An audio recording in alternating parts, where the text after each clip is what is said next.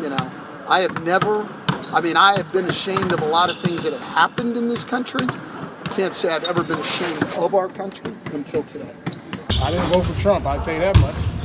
So, that's all I'm going to say. So what is it? I'm assuming it was a surprise, though, that he won. I just told you what I'm saying. I didn't vote for Trump. I prefer not to elaborate on it, but I didn't vote for him. There was a presidential election last night. You've been kind of vocal about it. Just your reaction to it. Kind of tough, you know what I mean? But at the same time, you know, you have to move on and move forward. I think the toughest part is watching the whole experience with Lil Chris, you know what I mean, and my wife. My daughter was asleep, but you know what I mean, just explaining to him what's happening and going through this process with him, you know what I mean. So, you know, it's part of, you know, America, the freedom to vote and stuff like that, and we move on. How was he able to process it? Was he able to process any of it? Could you tell? Yes, I could. He's a lot smarter than I was at 7.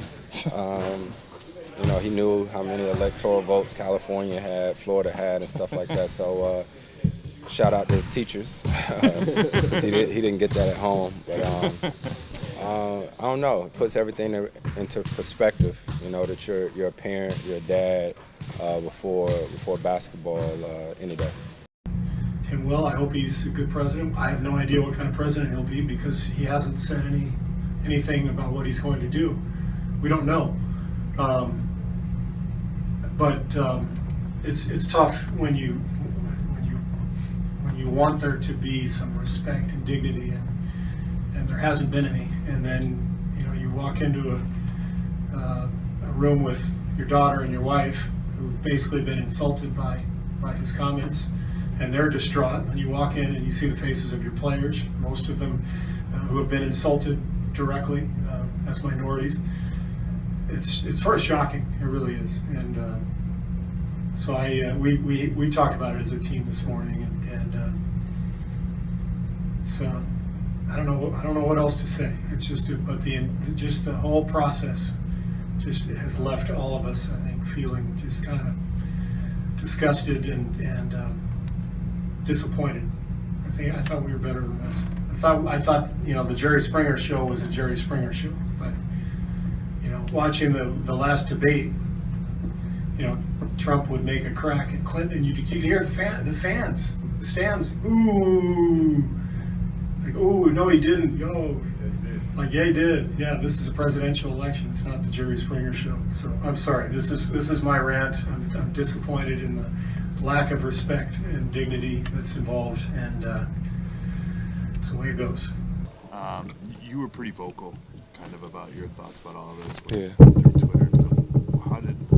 How did last night go for you? How have you kind of processed stuff? And can that type of thing be a distraction? Like, I mean, if your mind's multiple places? No, it's not a distraction. I was just more shocked than anything. Shocked that, you know, things played out how they played out, but shocked that it even got that far, to be honest with you. But that's some of America, or most of America, who's doing the voting. So I guess it's people have spoken. How do you kind of move forward? How do you process all of this stuff? Just hope for the best. I mean, just hope for the best. That's all. CNN reported that Trump won with 2 million less votes than Romney had when he lost to Obama in 2012. So that means a lot of people didn't vote. A lot of people that voted for Obama didn't go out and vote. Right. How important is, I mean, if it shows that voting is important, can you talk about that?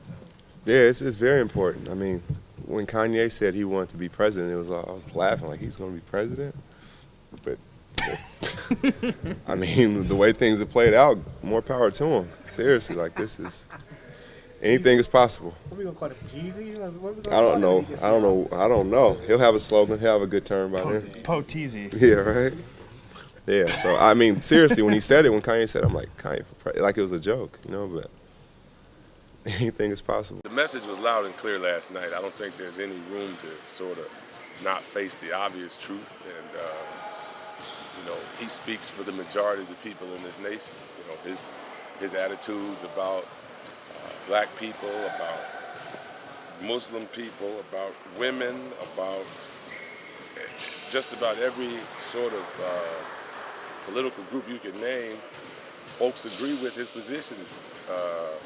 And you can't deny that because folks voted for him. So I think throw that on the table. So this whole fairy tale about some post-racial, this utopia that Obama supposedly created it's all bull. I mean, that's the bottom line. When you look at what the results say from last night, this nation has not moved a thread, in terms of its ideal. For our country to be where we are now, that we took a guy that, I don't care what anybody says, I'm sure they have other reasons and maybe good reasons for voting for Donald Trump, but I don't think anybody can deny this guy is openly and brazenly racist and misogynist and ethnocentric, and say that's okay with us, we're going to vote for him anyway.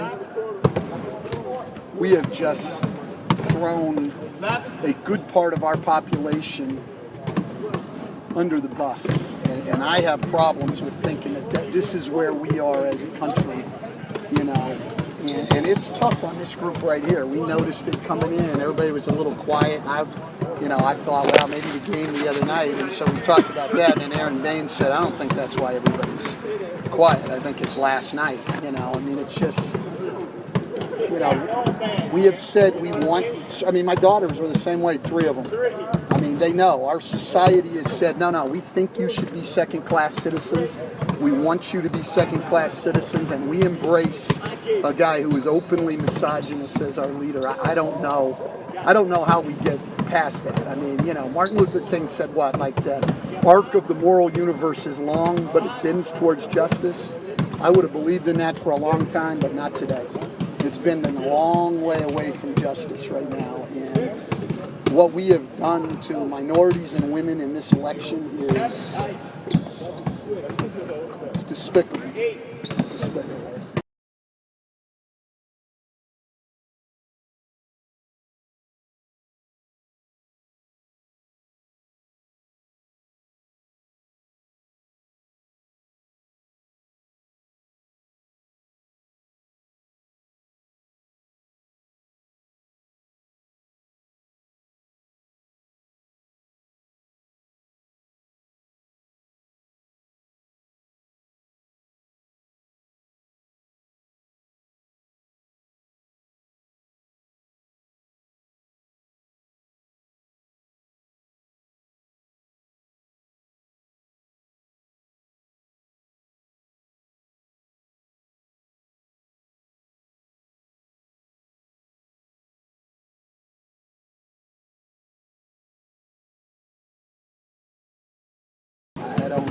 I'm having a hard time dealing with it. This isn't your normal candidate. I don't even know if I had political differences with him. I don't even know what his politics are, other than build a wall, and I hate people of color, and women are to be treated as sex objects and as servants to men. That's I don't know how you get past that. I don't know how you walk in the booth and vote for him. I understand all the problems with the economy. I understand all the problems with Hillary Clinton. I do, but certain things in our country should disqualify you. And the fact that millions and millions of Americans don't think that racism and sexism disqualifies you to be our leader in our country. We presume to tell other countries about human rights abuses and everything else.